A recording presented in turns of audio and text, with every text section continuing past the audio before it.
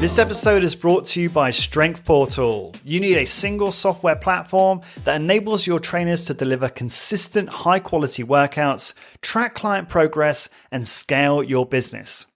The problem is you're still using pen and paper or basic spreadsheets to run your business, which leads to poor client experiences, inaccurate tracking, and prevents you from growing your business, making you feel frustrated.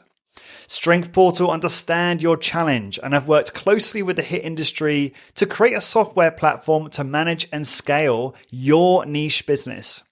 You can integrate with MindBody, manage a standardized exercise and workout library for your team, track workouts effectively, and produce client reports at the click of a button.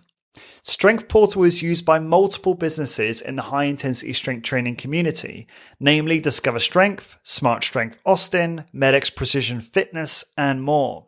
Starting with Strength Portal is super simple. Number 1, sign up for the best package for your business. Number 2, let Strength Portal take the load off and help onboard your business onto the platform.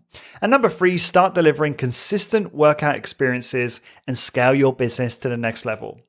To help support the podcast, please go to strengthportal.com/high intensity business and sign up now so you can stop feeling frustrated about your business and start to scale your business to its true potential. Go to strengthportal.com/high intensity business. So, Lawrence Snell here. Welcome back to High Intensity Business. Hope you're doing well. This is the podcast where we discuss high intensity strength training and provide you with the tools, the tactics, and the strategies to help you grow your strength training business. This is episode 382 and part 11 of the High Intensity Training Fundamentals series with Tim Ryan.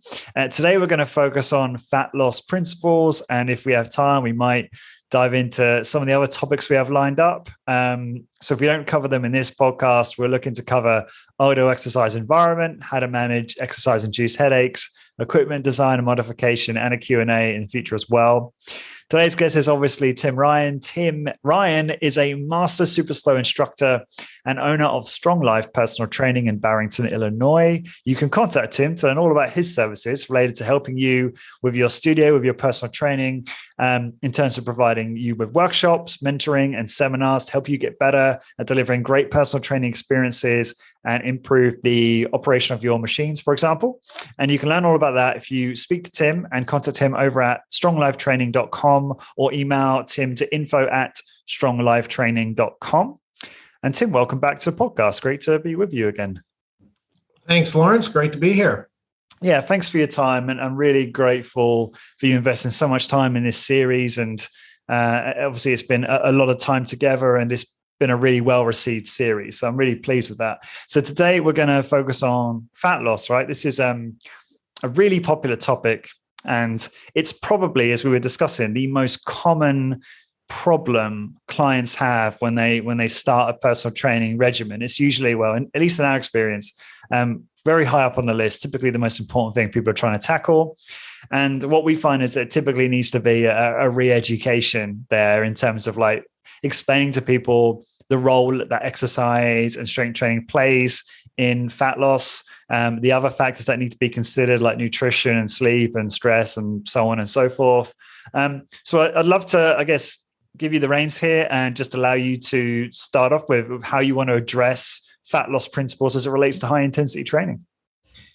All right, Lawrence. Well, as you've already kind of highlighted and alluded to, this is a kind of an extremely important topic, and a topic that comes up with virtually every client. And that is because nearly every client has as one of their goals is to lose weight, or specifically lose body fat. That seems to be one of the driving factors that brings people in to start an exercise program. And, let's face it, if we look around at our society, particularly in the United States, we've got a tremendous problem with over fatness and obesity. And I'm not exactly sure of the most latest statistic, but it's something like 60% of the people are over fat or overweight and, somewhere around 40% are obese or something like that. And, don't quote me on those numbers, but it's something outrageous like that, well over half of the people are over fat. And, it's only getting worse. And it's kind of funny because recently a friend of mine who's also a trainer, has a facility. He posted an old photograph of like maybe in the 1960s or something like that of a beach photo. And everybody at the beach in the 1960s looked pretty trim and fit and looked good and so forth.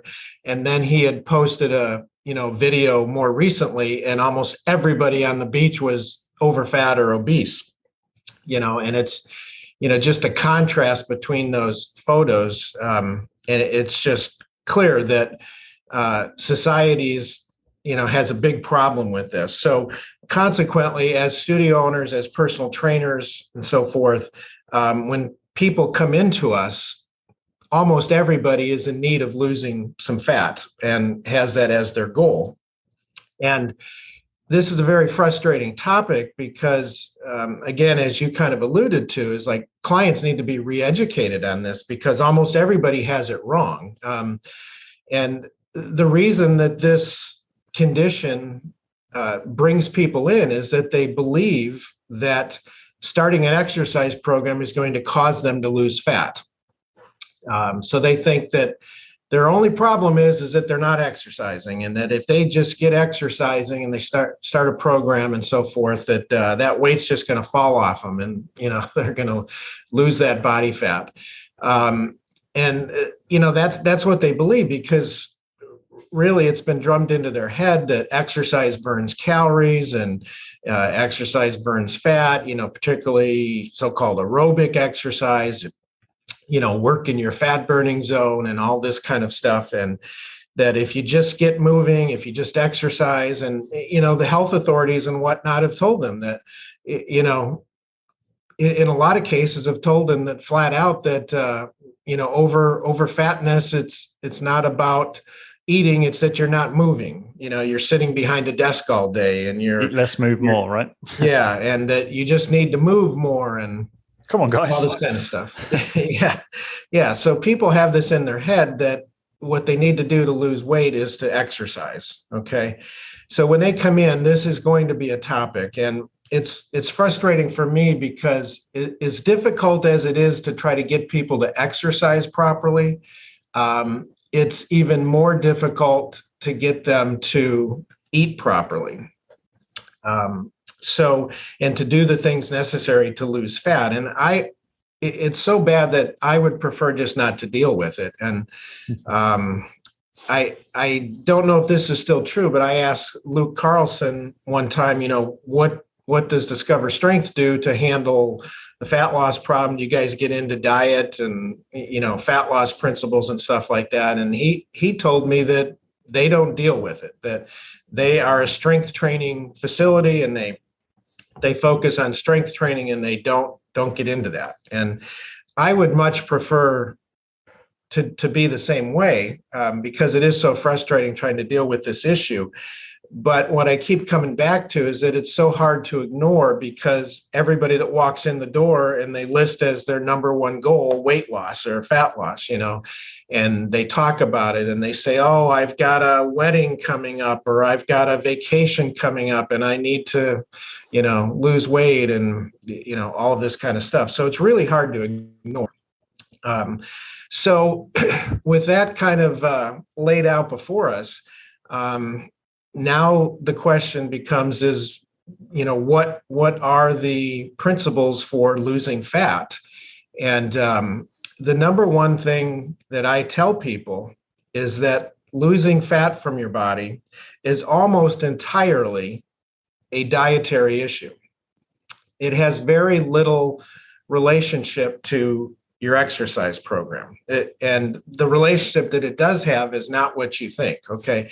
Everybody thinks that exercise causes all of this calorie burn, and this whole idea of, calories in, calories out, that you've got to create a calorie deficit. And if you burn more calories through exercise and physical activity, that you're going to cause this calorie deficit and the fat's going to come off. Or, as I mentioned earlier, they believe that, when you're exercising, you work in this so-called fat burning zone and you're burning off this fat as fuel.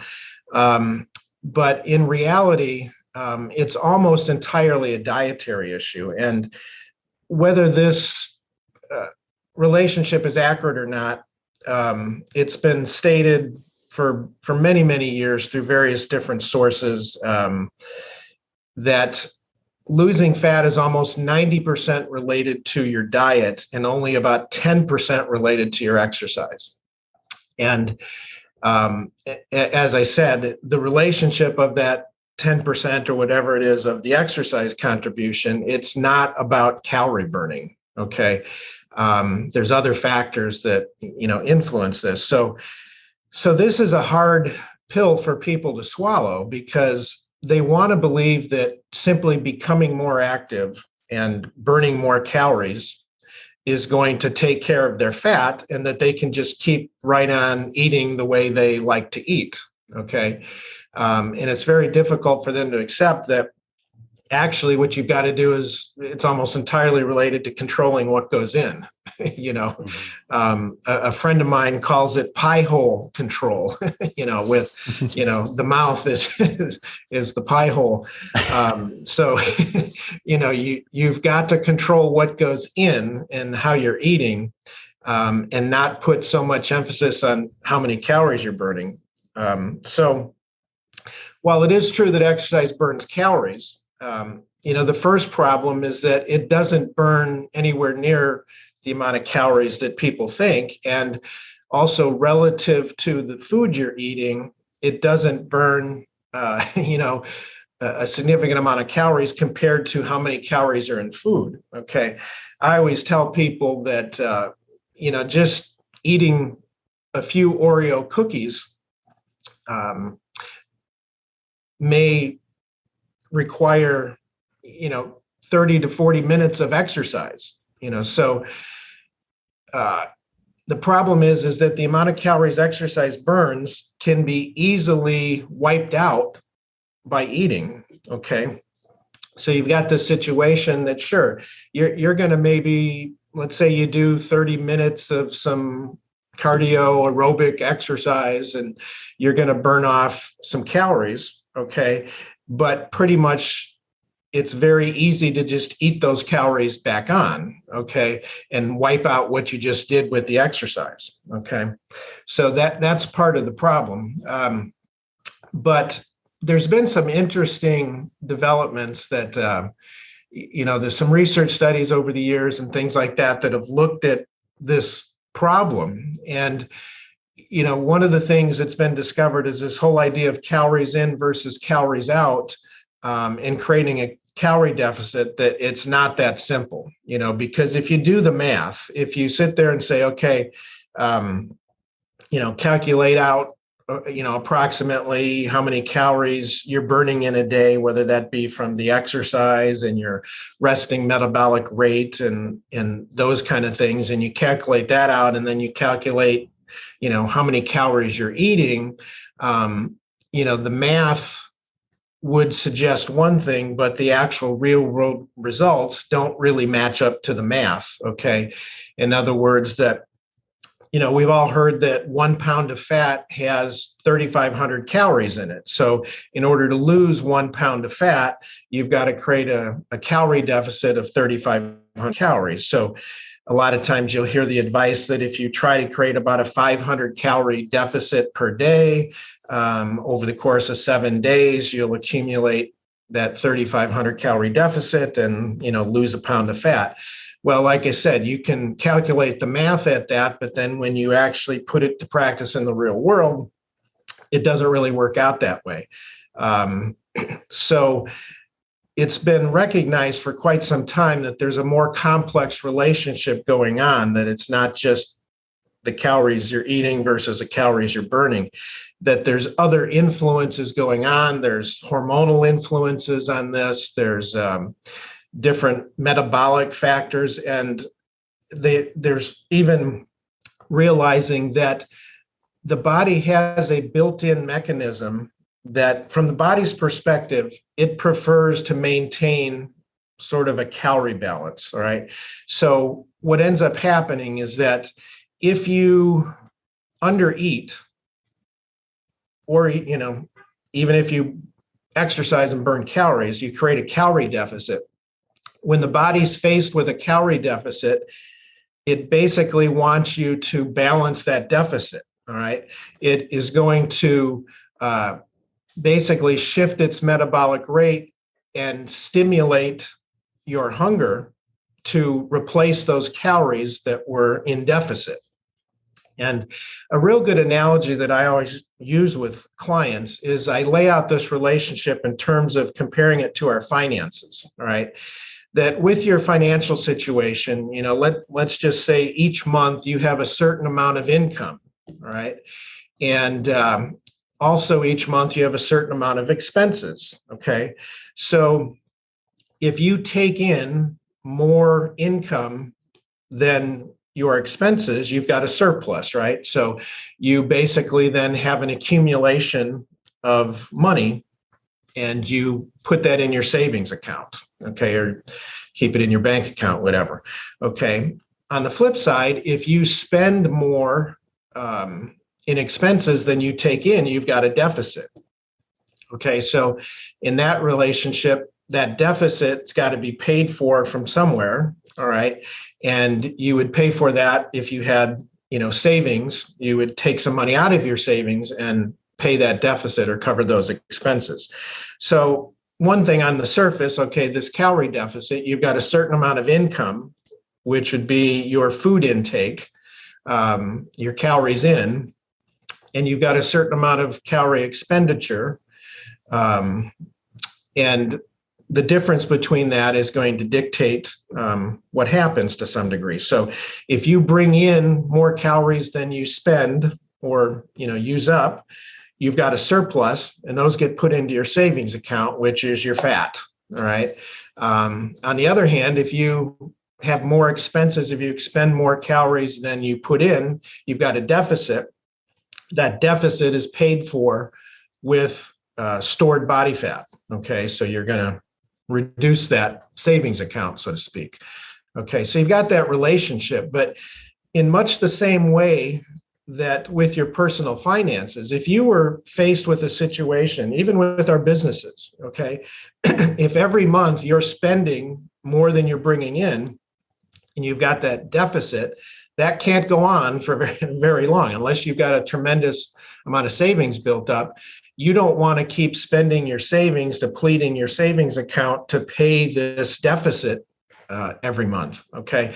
So what you're going to do is you're going to try to shift something around, shift your expenses, try to reduce expenses so that you will not have that deficit anymore. And you can sort of balance the books. Okay.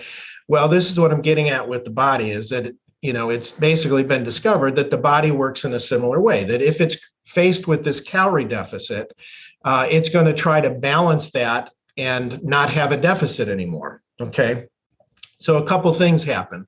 One being that you, over time, that basically if there's this continuous deficit all the time, the body will attempt to shift its metabolic rate to adapt and to live on fewer calories. And we all know how this works is that you start to lose weight a little bit at first, and then over time you hit these plateaus, even though you're eating, maybe controlling your diet and still trying to create this calorie deficit, but you hit a plateau because your metabolism is shifted or downshifted in a way to be able to survive on fewer calories. And now you're no longer losing weight. Okay.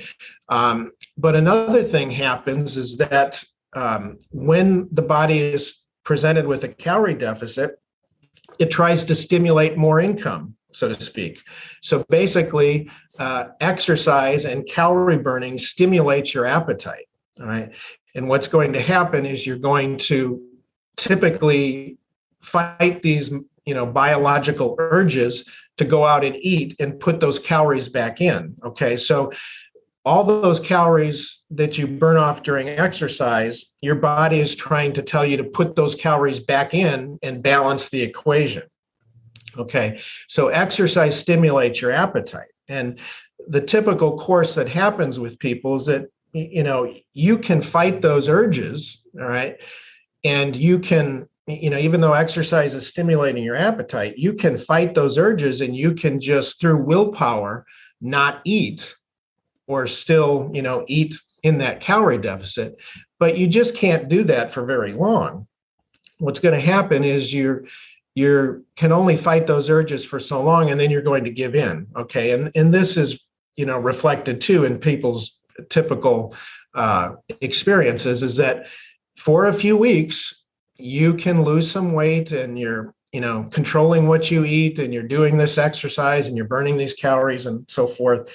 And you make a little progress for a few weeks, but then you start falling off the wagon. You start giving into those urges and you start eating and putting those calories back in and that kind of stuff. And you hit a plateau again and you stop losing. So all along the way, you're sort of fighting this problem that even if you're successfully creating a calorie deficit, you're not going to be able to keep that up for long because your body's shifting its metabolism, trying to live on fewer calories. It's creating these biological urges, telling you to eat and put these calories back in. And the whole process is working against you. So it's a very difficult process. All right. And there's other factors involved besides, just the math of the equation. And there was a real good article written. I was just rereading it in preparation for this podcast, written by Gary Taubes. Gary, he's famous for writing a lot about the low carb, the problem of obesity and overfatness and the relationship with carbohydrates and that kind of stuff. And back in 2007, he wrote an article. It's called "The Scientist and the Stairmaster." Okay. And I know you can still find it online if you just do a search. Yeah, we'll link it up in the show notes for that title. But one of the interesting things that he points out in there, and he goes into some of the research that's been done, and the research that compares the effects of exercise on fat loss, it's very dismal results. That when you isolate the variables and you sort of look at how much of a contribution does exercise make to the fat loss process, you find that exercise causes almost no fat loss. I mean, you're talking about, even in some of the best type of studies, is maybe a quarter pound of fat loss in a week that can be attributed to exercise. Okay. And that could add up over time, though. Pardon? That could add up over time. I don't think that's insignificant. Yeah, I mean, over time. But I mean, if you think about it, okay, now that still requires you to control how you're eating, Yeah. So think of a person, a quarter pound would result in maybe 1 pound of fat loss in a month. Okay. Almost nobody is going to be happy with that kind of a effect. If it takes them a month to lose 1 pound, okay, they'll never stick with it. But anyway, that's kind of like the best, but that is only if you're still controlling what you're eating too and not overeating. So again, what happens in real life is that most people have difficulty controlling how they're eating, and it's going to pretty much wipe out any kind of small effect that exercise has. There was another study done that Taubes mentions where they looked at whether exercise and being physically active can maintain your weight and stop you from gaining. And the results of that study found that it was a longer term study done in Finland, and they found that people either, using exercise, it varied between maybe losing 3 ounces per month or actually gaining 1.8 ounces. So it, again, didn't have a whole lot of effect. Okay. But one thing interesting that I wanted to point out is that back at around the time that Taubes wrote this article, one of the most kind of famous, at least in the United States, researchers into exercise and fat loss, and a person that really highly promoted exercise as a means to fat loss, a guy named Stephen Blair. And he has a relationship. He worked for the Cooper Clinic with Kenneth Cooper, and he was out there at the time, promoting exercise as a means of fat loss and doing all sorts of running and walking and just miles and miles of this stuff. And he was one of the proponents, with sort of the health authorities, of promoting this concept. But when you see this man, he himself is obese, okay, very overweight. And Taubes interviewed him for this article. And this is what Stephen Blair himself said, is that he says, "I was short, fat, and bald when I started running in my 30s. And I'm now short, fatter, and balder at age 68. Okay. And he estimates that he has run close to 80,000 miles and gained 30 pounds over those years. All right. And when Taubes asked him, he goes, do you think you might have been leaner had you run more? Okay. And Blair responded, "I don't see how I could have been any more active." He said, 30 years ago, I was running 50 miles a week and I had no time to do any more. Okay. So, you got to ask yourself, okay, he was running 50 miles a week and he gained 30 pounds, didn't lose any, gained 30 pounds. He's fatter than he was, but this man believes that exercise is a route to fat loss and controlling, your level of body fat. So it's just astounding how you can ignore the evidence in front of you. So one of the things Taubes talks a lot about in this article is the fact, like I was just mentioning, that exercise stimulates your appetite.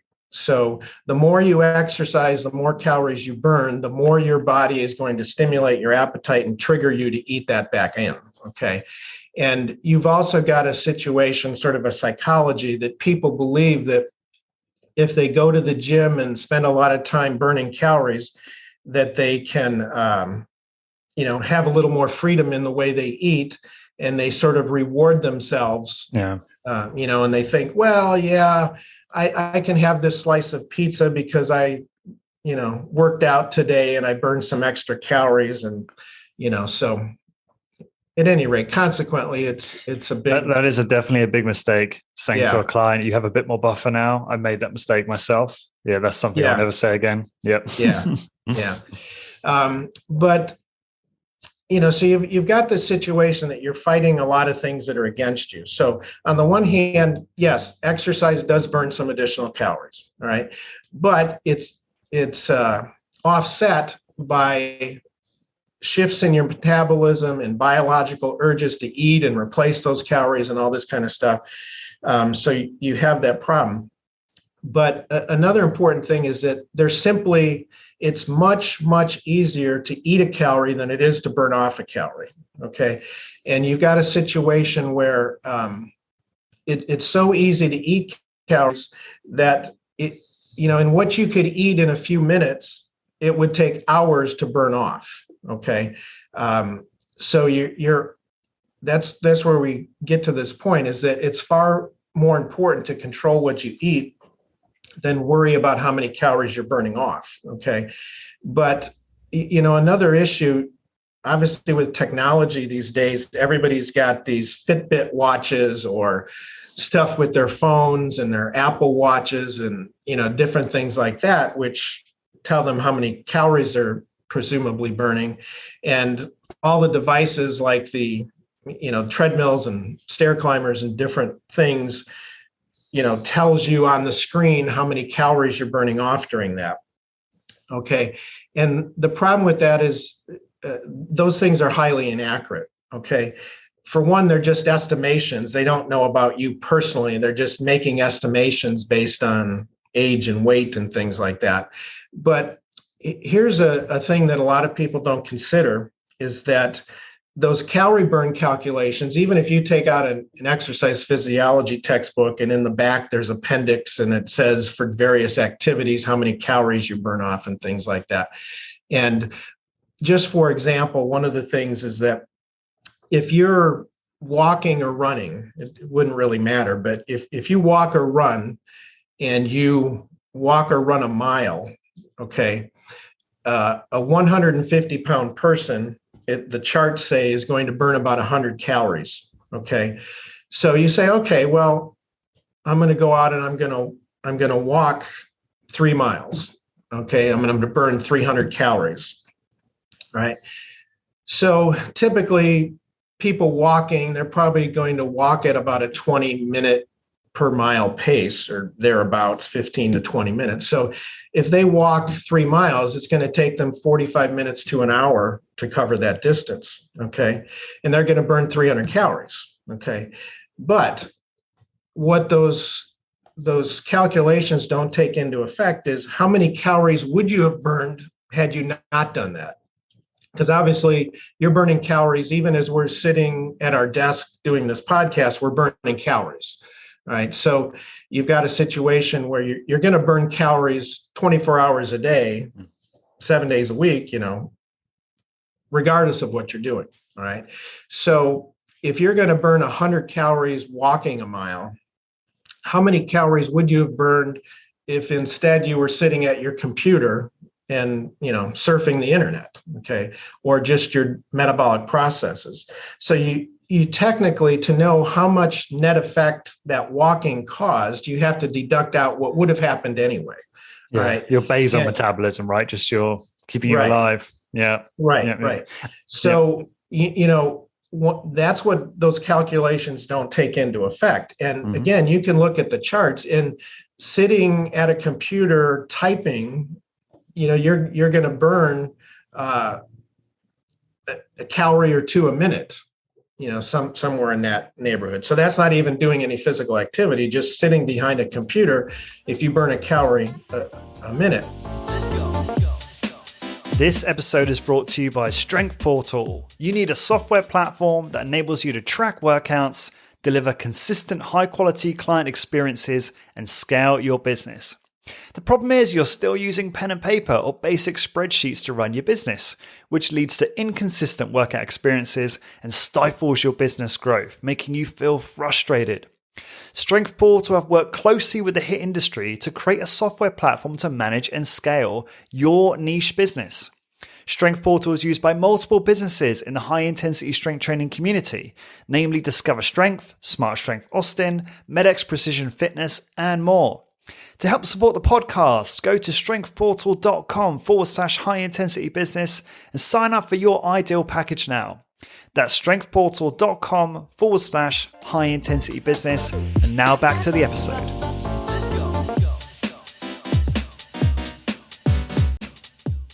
So think about this. If you walk 3 miles and it takes you 60 minutes, you're going to burn 300 calories, but then you deduct out what would have happened. You might have burned 60 to 90 calories or 100 calories just sitting behind a computer doing nothing. Okay, so the net effect might only be a couple hundred calories from spending an hour walking. Okay, again, that's not going to do a lot. And when you factor that in with the problems of these shifts in metabolism and this triggering of the eating and the biological processes going on, you can begin to see where this doesn't create a big effect. Okay. But what it comes down to is exercise does have other influences. Okay, so when we talk more specifically, I've been alluding to a lot, okay, walking, running, doing cardio, working in the fat burning zone. But since we're talking about high intensity training here, what about the high intensity strength training? What contribution does that have? And obviously, one of the things that we often talk about is this idea that we can increase our resting metabolic rate by building muscle, right? And as you build muscle and you increase your metabolic rate, and you're going to be burning additional calories, 24/7, because just having that extra muscle is you're going to burn more calories and have a faster metabolic rate. Now there is some kind of uncertainty or controversy of how many extra calories a pound of muscle is going to account for, right? And years ago, I think it may be a lot in the Nautilus literature and Ellington Darden's writings and things like that. Various sources, not just there, but various sources, is I had always heard that, well, for each pound of muscle that you add, you're going to increase your metabolic rate by 50 calories a day or something like that. And as the years went on and some research was done, that was, considered a little overly optimistic, and I think Wayne Westcott has looked at some things and maybe has some data on some of this. And I think he downshifted it that it was more like 25 calories a day for each pound of muscle. And I've even seen some things over the years that some of the research has suggested that it's really only like 6 calories a day. So, and there's a lot of complexity. It's probably a fluctuating number. And yeah. So, I don't know exactly how many calories it is per day for each pound of muscle, but sure, over time, as you build some muscle, that muscle is metabolically expensive and it's going to increase your metabolic rate. It may also create the situation where, it's going to mitigate some of the body's leaning towards trying to reduce the metabolic rate as you exercise and things like that. So it's going to have an influence, okay? And certainly it's helpful, So when we do our high intensity strength training, number one, we are going to burn some calories during that workout, okay? Again, how many calories that is, it's hard to predict. I mean, I would say while you're on a machine performing the exercise, due to the intensity and the amount of muscle, during that minute or whatever, 90 seconds or whatever it is that you're spending doing that exercise, you're burning a high rate of calories for that minute. But then, of course, you've got downtime between the machines and things like that you're obviously, when you get off the exercise, it goes down. So it's really hard to predict. And you're going to burn some calories. You're going to contribute some, something towards your increase in metabolic rate as you build muscle and as you have that extra muscle. So this may be helpful, but again, it's not going to make a huge dent compared to how you're eating. So no matter how we add this all up, you're always going to have a situation. You need to control what you eat. All right. You need to moderate that, whether it's how many calories you're eating or carbohydrates. Again, Gary Taubes has done a lot of. Gary's been on the show. Oh, yeah, right. Long time ago. Yeah. So, I'm sure he probably talked about this because it's kind of his specialty. But, you've got the hormonal influence of the carbohydrates and how it influences insulin response, and insulin is a fat storing hormone and all of this kind of stuff. So it's a complex relationship. So you've got the calories in, calories out, but you've also got how is your body reacting and responding to the types of foods you're eating and the different hormonal responses. So what it comes down to, and to kind of bring this conversation around here, is that it's not really that critical to worry about how many calories you're burning through exercise or how many extra calories you're contributing to your metabolism by building more muscle, because it's always going to be more important and more effective to control how you're eating, whether that's the total amount of calories or whether it's the type of foods you're eating and limiting the carbohydrates and things like that, the food side of the equation is always going to be much more important and have much more of an influence than the exercise side of the equation. Okay.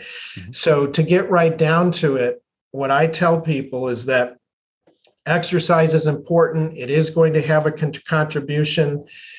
It is going to burn some calories. Strength training, high intensity strength training, the building of muscle is going to influence your metabolism. But all of those influences is going to be a relatively small part of the equation relative to how critical it is to control how you're eating. So the fat loss process is going to come down to the need to control how you eat and to moderate that, and portion control and all of this to make sure that you're not overeating, that you're not putting back the calories that you might have burned during exercise, or you're not over consuming calories, even with the contribution to building your metabolism through muscle gain.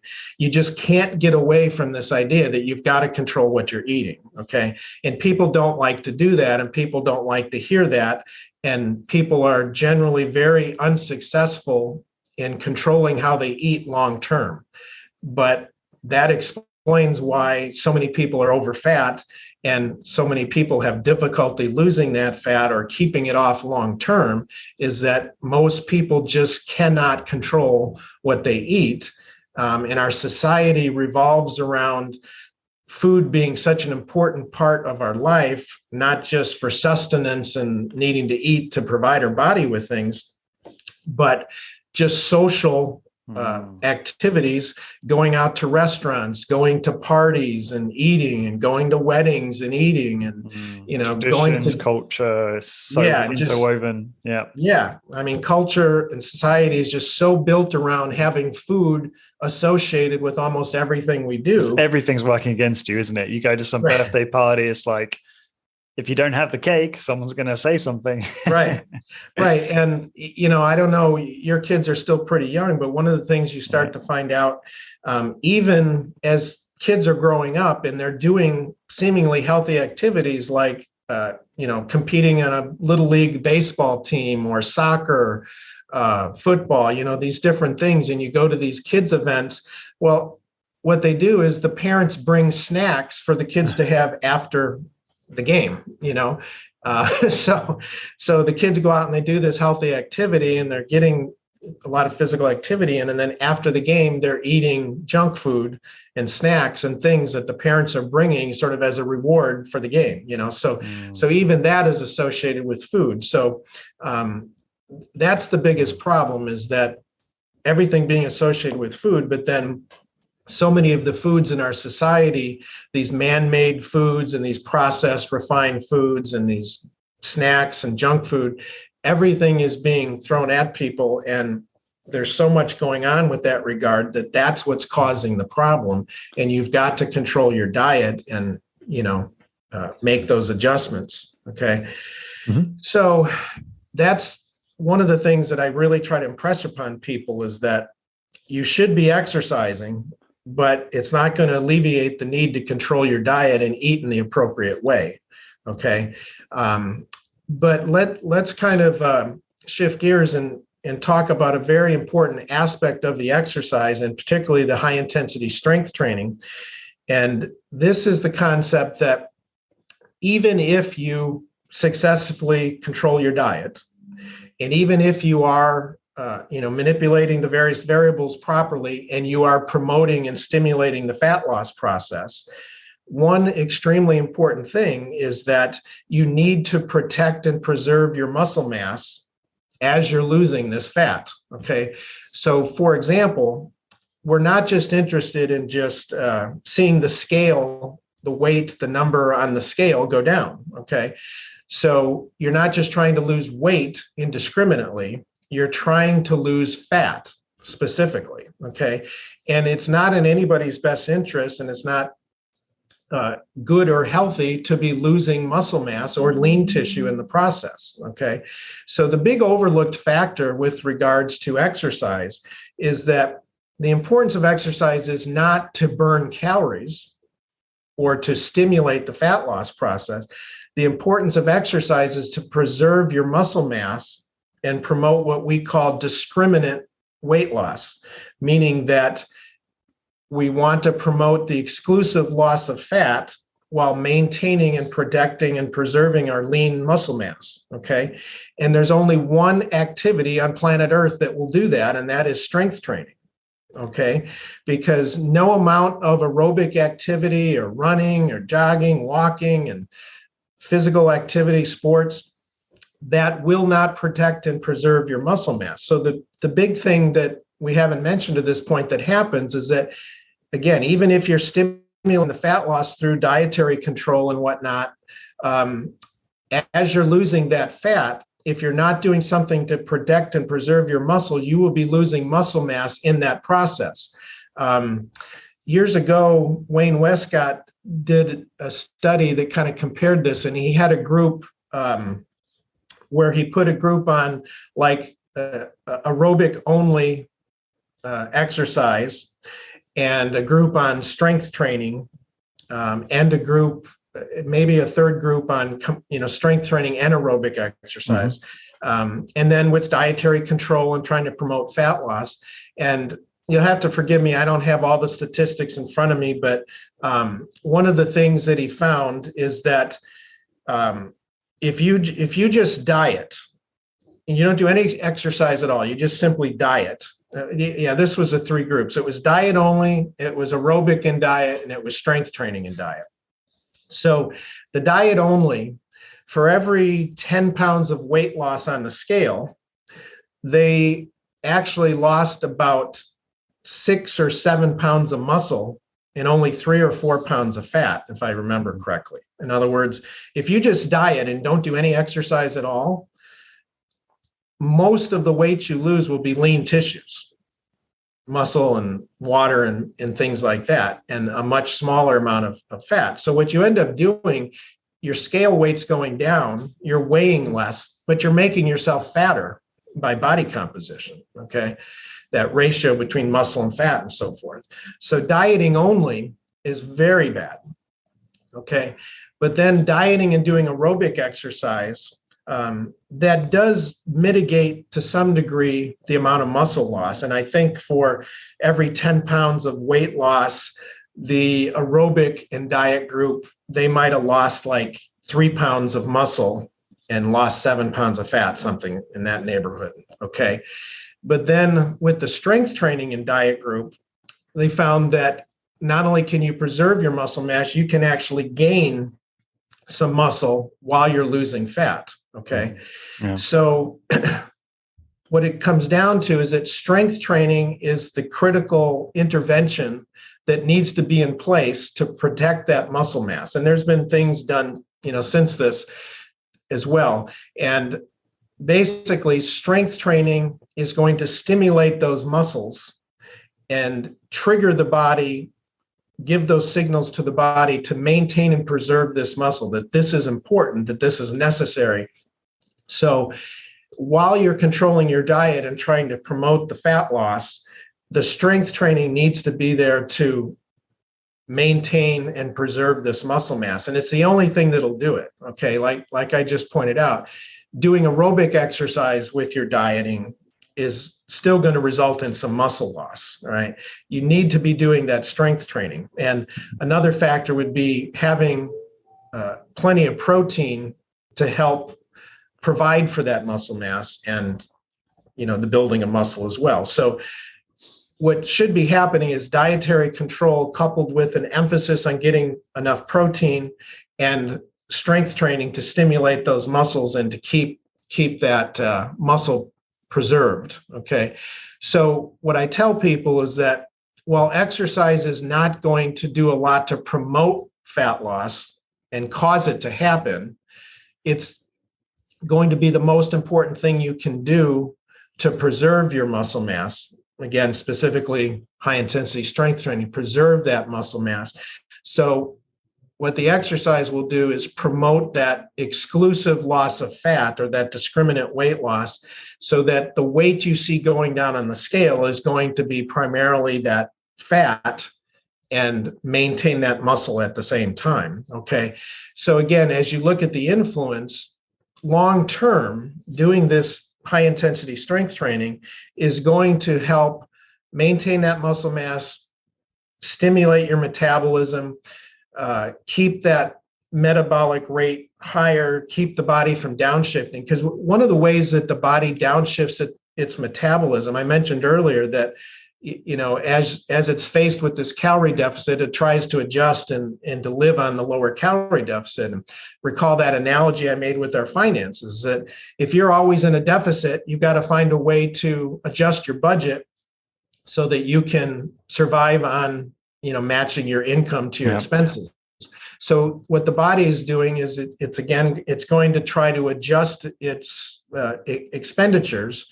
So if you think about this, muscle is one of the most metabolically active tissues in the body, burning calories.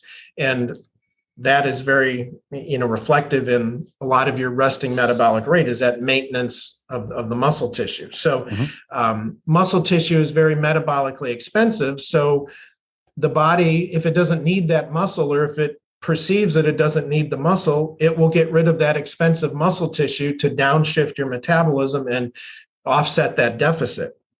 Okay. And this is why the strength training is so important, is that strength training serves as a mechanism to stimulate the body and to tell it, you can't touch this muscle. This muscle is extremely important. We need this muscle to do this work we're doing. And you've got that significant stimulation of the muscle tissue. So basically, it prevents the body from tapping into that muscle as a way of paying the deficit.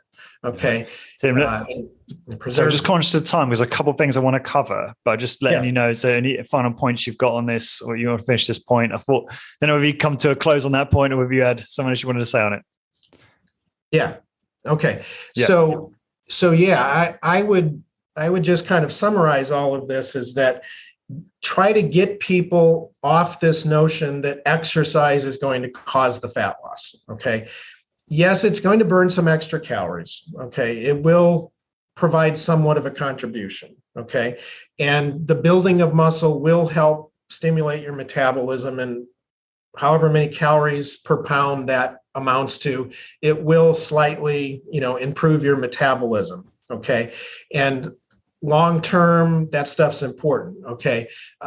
There's even some information out there that just, again, hormonally, metabolically, that stimulation of the muscle, that maintenance of the muscle, those cascade of different biological changes that go on, it's going to help you in that regard and help with overall, weight maintenance and things like that. But the main takeaway is that the contribution of the exercise towards that process is always going to be relatively small compared to how you're eating. Okay. So no matter how you shape it up, you're not going to be able to lose any kind of a significant amount of weight, or even maintain your current weight, unless you're controlling your diet. It's always going to come down to eating properly, balancing not only calories, but the types of foods you're eating, and so forth. The dietary contribution is the king here. Okay. Yeah. So doesn't mean you don't exercise, but get off this idea that exercising to burn calories or burn fat, that's a colossal waste of time. It's just such a small contribution that you shouldn't worry about that. So you're not exercising for purposes of burning calories or burning fat. You're exercising for all the health benefits that it provides. And as I just pointed out, your strength training specifically to protect and preserve that muscle, so that while you are losing fat, you're maintaining that muscle and promoting fat loss exclusively. Okay. Yeah. Tim, I'm conscious of time, and I just wanted something I need to get in here at some point. Okay. I really enjoy listening to you about this, and you definitely hold views that are really, I'd say, typical of, I guess, the high intensity training industry. I don't agree with everything, and I would love, I've got a podcast coming out right before this one's published with Dr. Ted Naiman, and there's some not controversy, some claims he makes about recent evidence actually showing that there's a lot of satiety triggered by strength training and exercise, which, again, I've not reviewed the literature closely myself, but I think I'd love for you to listen to that. And again, to the listeners here, this is healthy to have different views. So Tim said stuff which this podcast is going to come after the one with Ted, and it's going to conflict, but that's a good thing. You want different views because it helps you understand this stuff better, and then you can go to the research and make up your mind. I'm not saying what you're saying is wrong at all, Tim. I'm just noticing these differing opinions, which is fascinating. A lot of what you said I largely agree with, especially in terms of strength training whilst you diet, in terms of retaining lean tissue. And you've talked about the complexities of calories in, calories out. It's really not quite as simple as we make it out to be. Just one other thing I'll touch on is regarding what I think a really important thing you said about Discover Strength. Now, this might have changed a little bit. So Luke or the team can correct me if I get this wrong, but you're absolutely right. They don't tend to focus on nutrition as far as providing paid services for nutritional coaching. However, you just can't get away from this. It's so important for clients achieving their goals and getting the results they want from strength training. And so the way DS address this, and again, they can correct me, is through education. And it's education through a brief teaching focus every session for 20, 30 seconds, where let's say they have 20 that they recycle, 5 or 6 of which will be about diet. Well, again, about protein intake, as you said, right? Yeah. High protein, higher satiety, higher dietary induced thermogenesis. It makes sense. There'll be, maybe education around, I don't know, nutrient density or caloric restriction, and it's always going to be evidence based because that's obviously one of their main values. And they'll also deliver that through email and other touch points, social media, I'm sure, as well. So they aren't getting education, they're just not selling it. And then they might defer to other partners because they made a strategic decision to just focus on the strength training. And that's smarter, I think, from a business perspective. But so many of us just can't get away from the nutrition side that we're like, no, we have to do exercise and nutrition. And I think that causes problems, but I get why a lot of our colleagues do that. And also, this is a question I really have. I'm sure, I hope Luke will listen to this. I'm sure he probably will. And then one of the things I'm curious about is because they have a bod pod and they do tests every month or every quarter, I think that really drives positive behavior. If you're going to be measured for body composition, right, you're going to improve your dietary habits. Moreover, their target market, at least from my perspective, Type A, hungry, busy professionals tend to be very passionate about their exercise. I wonder if they tend to skew towards being more body and diet conscious and nutritional conscious, if that makes sense. So that's another factor. I could be wrong about that. It's just my observation. I was going to wrap up, but do you have any final thoughts that you want to say? But let's just try and keep it real succinct because I got to wrap up very soon. Yeah, no problem. Yeah, and I think, the main thing is like you just kind of mentioned, is that people that are very passionate about their health and their fitness and are very serious about their exercise, they may do a lot of exercise and they may even, in addition to strength training, be running and doing these different things. And they may be very good at controlling their weight and successful at losing some weight. But that's because of that mindset and that attitude that they have, they're also controlling their diet, okay? And they're tending to just drive healthy behaviors like you just mentioned. So the cause and effect maybe be a little bit skewed, is that somebody that's doing those things and has the right attitude and is really focused and motivated to take care of themselves and exercise, they're also eating well. Okay. So all of that is working synergistically. Healthy user bias, right? Yeah.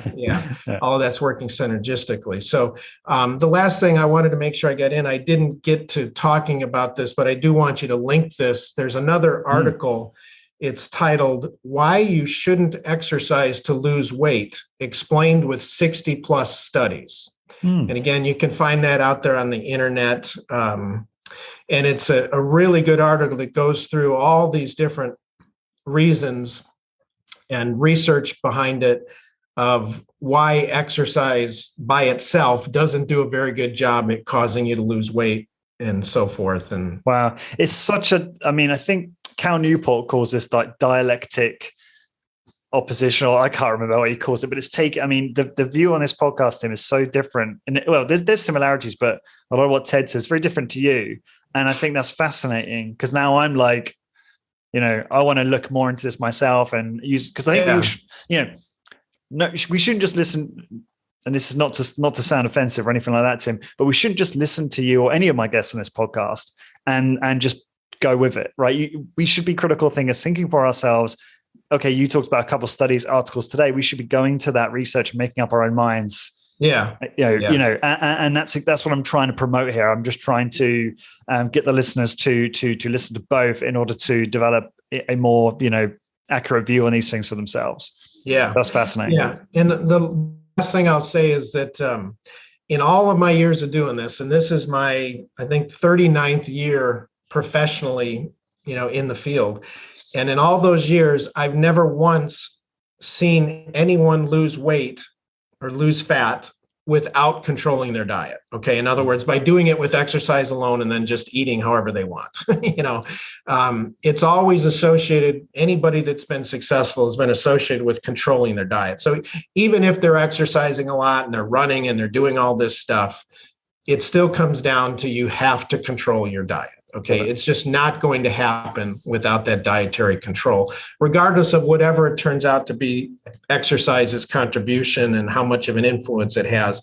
It's not going to do it alone. You still have to, it comes down to control your diet. Yeah, absolutely. Thank you for that. Okay. So awesome. Thank you, Tim. Really appreciate you taking time again.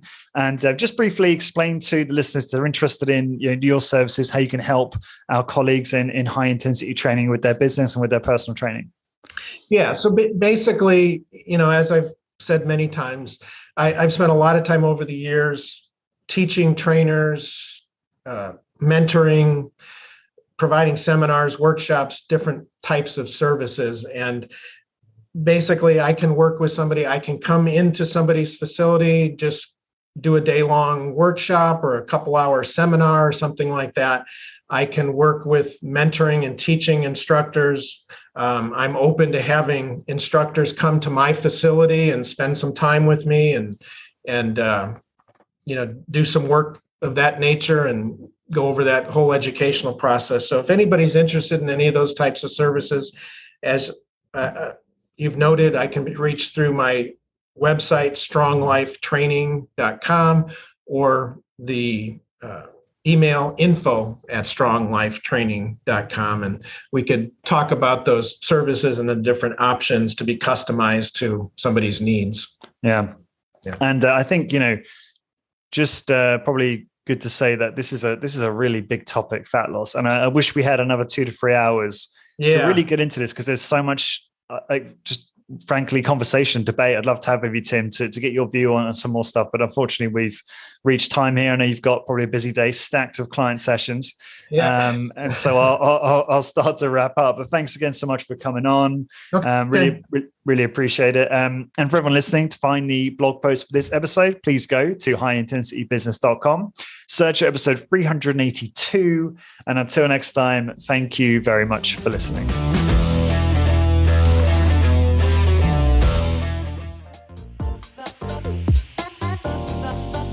This episode is brought to you by Strength Portal. You need a single software platform that enables your trainers to deliver consistent, high-quality workouts, track client progress, and scale your business.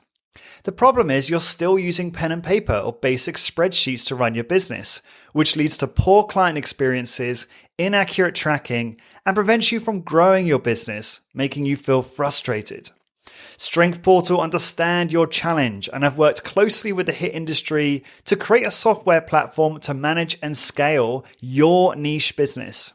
You can integrate with MindBody, manage a standardized exercise and workout library for your team, track workouts effectively, and produce client reports at the click of a button. Strength Portal is used by multiple businesses in the high-intensity strength training community, namely Discover Strength, Smart Strength Austin, MedX Precision Fitness, and more. Starting with Strength Portal is super simple. Number one, sign up for the best package for your business. Number 2, let Strength Portal take the load off and help onboard your business onto the platform. And number 3, start delivering consistent workout experiences and scale your business to the next level. To help support the podcast, please go to strengthportal.com/high intensity business and sign up now so you can stop feeling frustrated about your business and start to scale your business to its true potential. Go to strengthportal.com/high intensity business.